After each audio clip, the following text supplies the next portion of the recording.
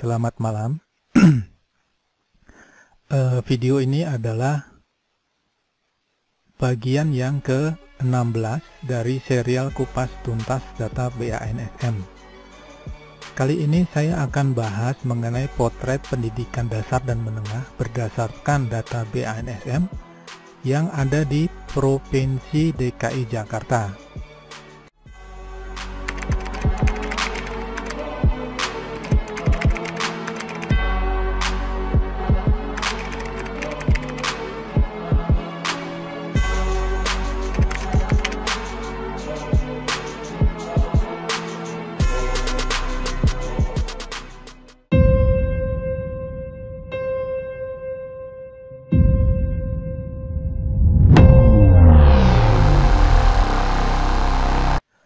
Oke, bagi kalian yang belum subscribe, kiranya bisa subscribe supaya channel ini dapat berlanjut, bisa berkembang, memenuhi kebutuhan masyarakat Indonesia.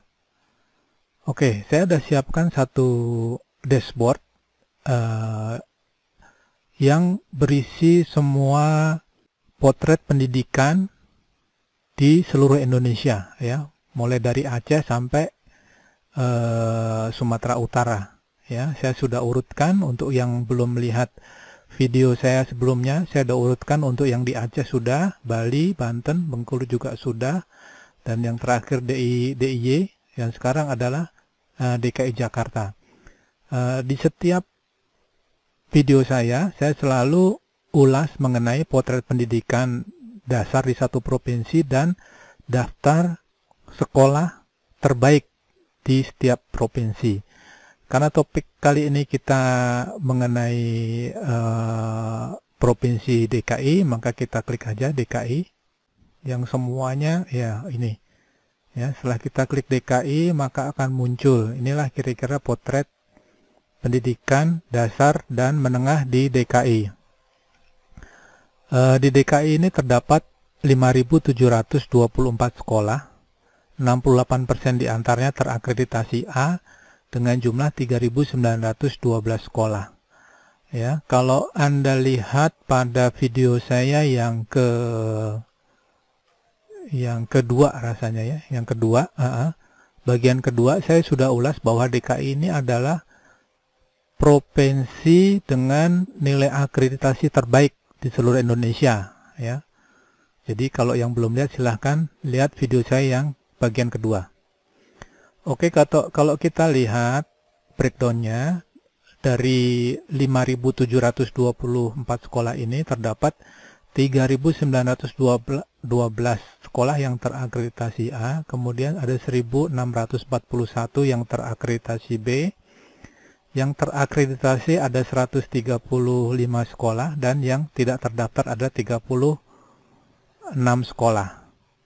Kalau kita lihat sebarannya di sini, ya, bisa dilihat, ternyata Jakarta Timur adalah kabupaten atau kota yang paling banyak sekolahnya di Provinsi DKI, disusul Jakarta Barat, kemudian Jakarta Selatan, Jakarta Utara, dan terakhir Jakarta Pusat. Nah, yang untuk blank ini adalah sekolah yang tidak ada alamatnya dan kotanya, ya, sehingga kita tidak bisa mapping, ya, karena data yang kita scrap dari data BANSM dan data referensi tidak ada alamat detailnya, sehingga kita masukkan dalam kelompok blank. Kelompok blank ini bisa saja sekolah yang terdapat di Jakarta Timur atau di Jakarta Barat atau di tempat yang lain, ya. Jadi nanti angka realnya Jakarta Timur bisa jadi lebih banyak daripada yang ada di sini, karena yang di blank ini ada salah satu sekolah yang ada di Jakarta Timur dan seterusnya, ya. Oke. Kalau nggak jelas bisa lihat video saya yang kedua apa ya, kedua rasanya ya, kedua apa ketiga saya lupa, rasanya yang kedua, ya, bisa dilihat video yang kedua mengenai definisi yang blank ini. Oke, lanjut. Untuk jumlah dan komposisi tiap jenjang. Untuk SD sederajat ada 56% atau 3.186 sekolah. Kemudian yang SMP sederajat ini ada 1.340 atau 23%. Kemudian yang SMA sederajat ada 1.151 atau 20%.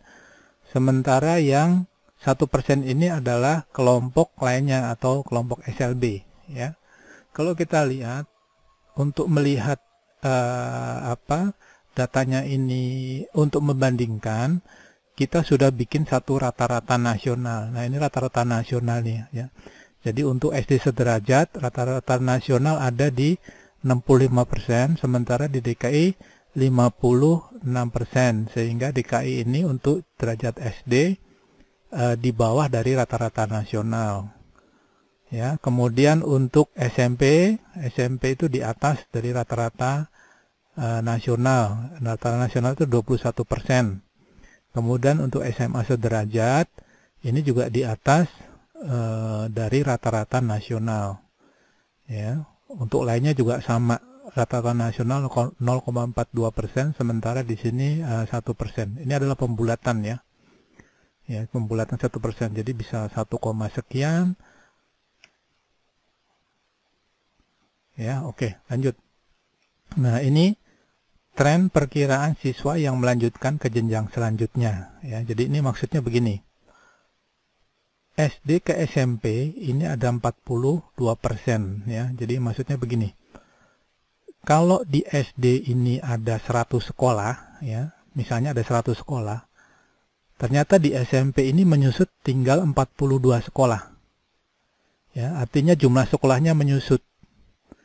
Dengan asumsi bila jumlah kelas, ya, jumlah kelas di SD dan SMP sama, maka ada 58% atau 100% dikurangi 42 adalah 58% anak SD yang tidak melanjutkan ke SMP. Artinya ada potensi anak tersebut tidak melanjutkan sekolah atau putus sekolah. Ya. Untuk SMP ke SMA juga sama. Jadi kalau misalnya ada 100 SMP, ya, ada 100 SMP, di SMA itu tinggal 86 sekolah. Artinya kalau dengan asumsi jumlah kelas di SMP dan di SMA sama, ya, jumlah ruangannya sama, jumlah siswanya sama, maka terjadi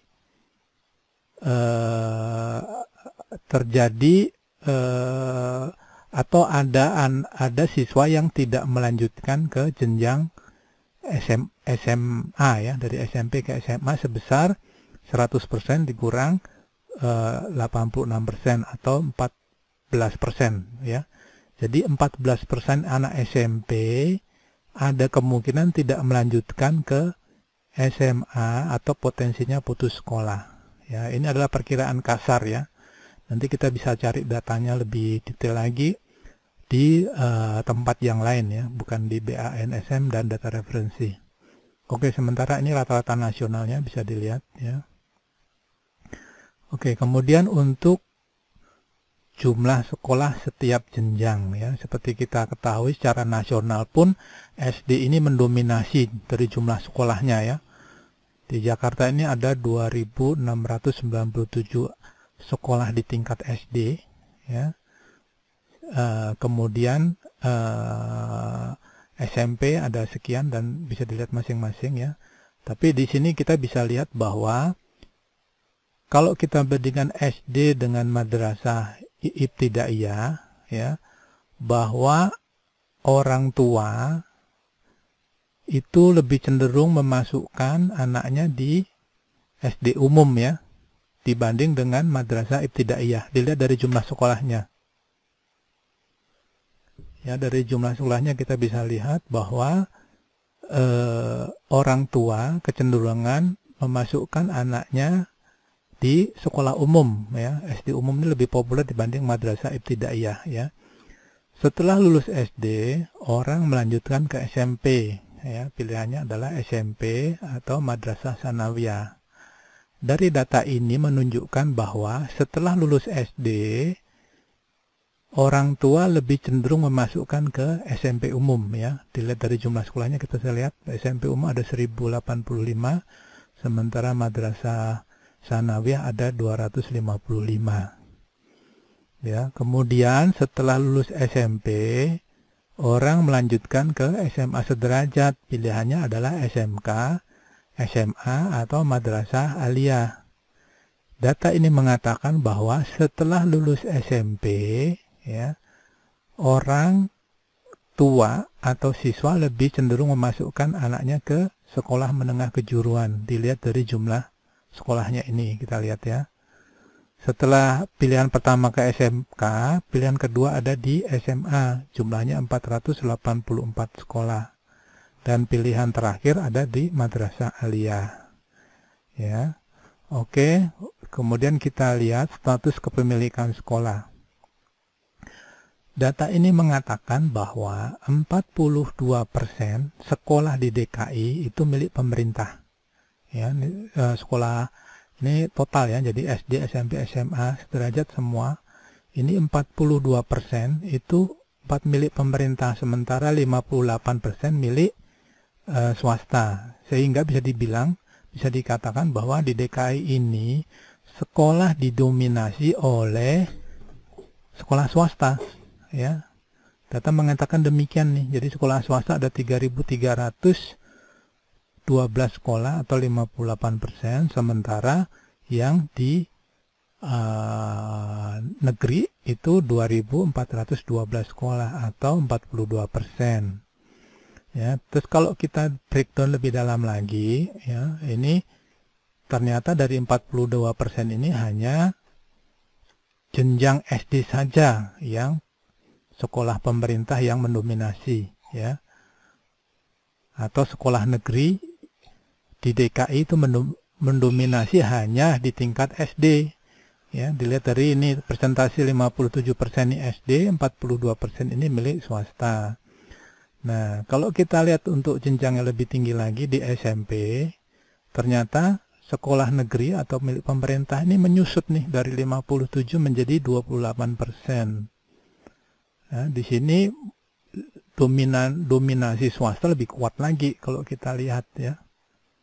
Nah, kalau kita lihat lebih tinggi lagi untuk SMA sederajat, nah ini menyusut lagi nih dari 28 ke 18%. Sementara swastanya 82%. Artinya di SMA pun juga didominasi oleh swasta. Atau dengan kata lain, untuk tingkat SMP sederajat dan SMA sederajat, serta yang lainnya ini ternyata yang membentuk sekolah itu adalah swasta, ya. Dari data ini bilang begitu nih, ya. Ya, kita lihat seperti itu. Oke. Nah, kalau di sini kita lihat average nasional, ya. Jadi kalau kita mulai dari total keseluruhan ini, average nasional ini 62% untuk sekolah negeri, kemudian di DKI ini hanya 42%, artinya di bawah daripada standar nasional, ya. Dari data ini pun bisa mengatakan bahwa pemerintah nih ya, data ini ya, dari 57% menyusut 28%, menyusut lagi jadi 18%. Artinya pemerintah kurang perhatian untuk sekolah di jenjang yang lebih tinggi nih, pemerintah daerah nih ya. Kita lihat datanya seperti ini ya. SD 57, setelah lulus SD kan pasti ke SMP. Ke SMP turun 28%. Setelah lulus SMP kan pasti lanjutin ke SMA. Turun lagi 18%, ya. Nih kita lihat nih, artinya semakin tinggi sekolahnya, pemerintah daerah mulai tidak perhatian ini, ya. Data bilang begitu. Oke, lanjut. Ya, kalau kita bandingkan antara sekolah yang berbasis identitas dengan sekolah umum, ya. Ini juga menjelaskan yang sebelumnya ya, bahwa SD umum lebih populer daripada sekolah yang berbasis identitas atau madrasah ibtidaiyah. Ya, 85% SD umum, 15% madrasah ibtidaiyah. Nah, kemudian untuk SMP juga sama. SMP umum lebih populer atau lebih diminati daripada madrasah sanawiyah. Untuk SMA juga sama. Ya, SMA 85%, ya, madrasah aliyah 94% atau 94 sekolah atau 16%. Ya, sementara kalau kita lihat detail lagi nih, ternyata setengahnya dari sekolah yang di tingkat SMA sederajat ini dimiliki oleh SMK. SMK ini 50%, 42%-nya SMA dan 8%-nya milik madrasah aliyah. Nih, bisa dilihat ini rata-rata nasionalnya. Ya, ini juga rata-rata nasionalnya. Oke, kita lanjut bagian terakhir. Untuk kota di Provinsi DKI dengan jumlah sekolah terbanyak, ya, yang pertama tiga kota yang terbanyak sekolahnya di Provinsi DKI. Yang pertama Jakarta Timur ada 1.465 sekolah, Jakarta Barat 1.283, Jakarta Selatan ada 1.141, ya. Data ini mungkin bisa bergeser akan lebih banyak bila ini data yang blank tadi bisa kita mapping, ya, bisa kita definisikan lebih jelas lagi. Maksudnya misalnya SMA A ternyata lokasi Jakarta Timur, maka dia akan menambah 1 di sini. Ini akan berkurang 1 dan seterusnya, ya. Oke, kemudian sekolah, ya, 3 kota yang memiliki jumlah akreditasi terbanyak di Provinsi DKI. Yang pertama adalah Jakarta Timur, ada 1.043 sekolah, kemudian Jakarta Barat ada 886 sekolah, Jakarta Selatan ada 860 sekolah, ya. Kemudian yang terakhir adalah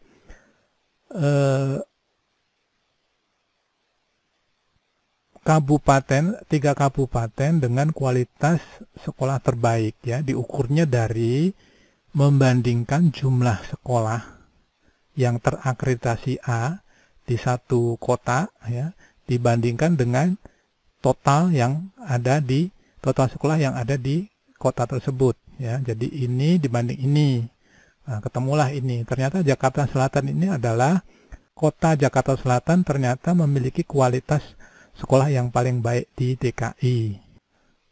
Jadi di Jakarta Selatan ini bila ada 100 sekolah, maka 75 sekolah diantaranya terakreditasi A.